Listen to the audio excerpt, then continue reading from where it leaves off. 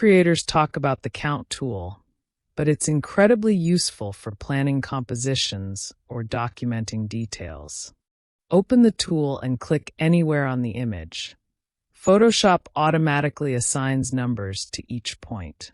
This is perfect for designers working on product shots, UI layout planning, or identifying steps in a tutorial. You can also use it to keep track of retouching spots during cleanup work. Adjust marker size and color for visibility. It's a practical tool that helps maintain accuracy and organization.